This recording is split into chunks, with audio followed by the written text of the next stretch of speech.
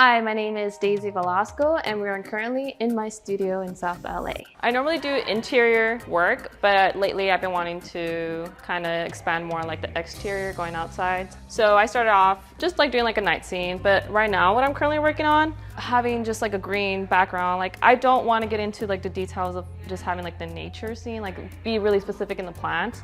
I just kind of wanted to know like, oh, it's outdoors.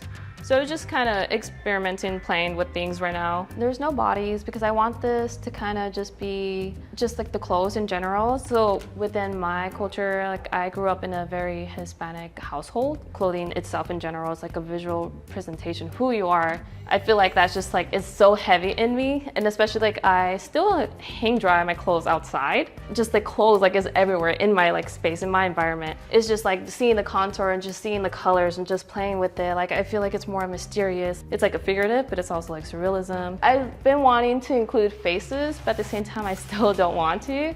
So for now, it's just like I'm playing with like balloons and just kind of adding like a little smiley face. And I guess like that's the most expressive like facial feature that you can see as like in this current painting. I use my family as my models. I'm fortunate, I am still lucky that I live with my parents and they go along with my creativity. Sometimes they'll like wonder like, what are you doing? I was like, just stay there please, like let me stage this. I find it's like so funny and interesting, even though in some scenarios it can be something very dramatic. I like that sometimes they like to take charge and it's like, I don't have to be directing and I can just get this like images and footage, like these ideas are all like coming into me. I grew up in a smaller city. It is still part of Los Angeles, of course. It's a small location called La Puente. I wasn't really exposed to too much of my surroundings, so it's like whatever I knew within my hometown is like that's all I knew. I didn't even know like people had studios. Like going to school as well like helped me realize like wow, there's more than just painting just like for fun. Like there's a different world. I feel like all of this is just new to me, like the LA community. Even though I've lived here my whole life, I still don't know what's out here. This one does have a body in it. I was still playing with the figure, but I didn't want to show the whole like facial expression. In the beginning, I was like focusing about typical like gender roles. Like females are always supposed to look visibly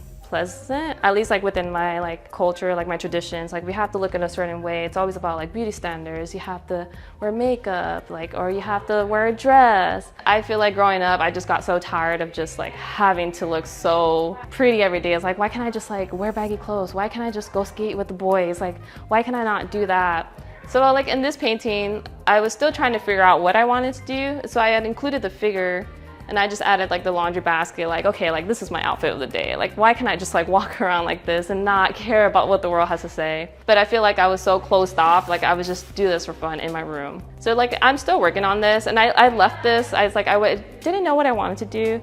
And I found this piece again. And I was like, oh, maybe I should come back to it. Maybe it can help me, give me new ideas with this other work that I'm working on right now. What is the difference between sort of making work at home, like you had been, versus making work in a studio like this? Being here in the studio has introduced me to other artists that I've been following on social media. I was like, wow, like I could actually communicate with them. They could give me feedback. That's what I want. I want feedbacks. I want to have that connection. I want to have that friendship as well. It's like meeting people, because being at home in my hometown, there's like no art education. There's nothing there. So it's like, oh, I'm by myself. Like who else can I communicate with? Like aside of like being on social media, but social media isn't always just like the answers. Like I want to meet them in person. So being here has helped me so much, just like within the month I've been here. How did you come up with Tiny Riot?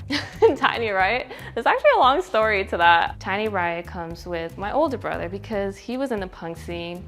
I just wanted to follow him everywhere where he was going. So I would go to backyard gigs since I was the age 13. I was the tiniest one out of like all his friends. There's like a huge age gap between us. They're 7 years apart. Just a 13-year-old with like a bunch of like maybe 20s, like 18-year-olds. We went to a show in Anaheim. There was a man who was like kind of bugging me behind me. He was just like kept grabbing me, and to the point where like I just got so annoyed and I just jumped and like I swung at him and like everybody just got quiet and just looked. And I was like, oh my God, like he's coming back. And my older brother continued this fight. And I remember that since that day, he's like, you literally, like we were the tiniest person there, we started a riot because everyone started fighting. Like it looked like a riot. Of course it wasn't, but it was just like a huge fight. He's like, I think that's just gonna be your name, like Tiny Riot. And I was like, oh hey, I guess like that's my punk name, you know, like at least growing up it was, and it's been with me since then. Yeah, it's like a whole story to it. That's amazing. I'm glad I asked that because I did not expect it. I mean, okay, we got kicked out because it was a fight, right? On top of that, it's like we got to see the singer in the back of the stage, and he took photos with us. He was like apologizing. I was like, wow, like this is the best day of my life. Like, what more can I ask then?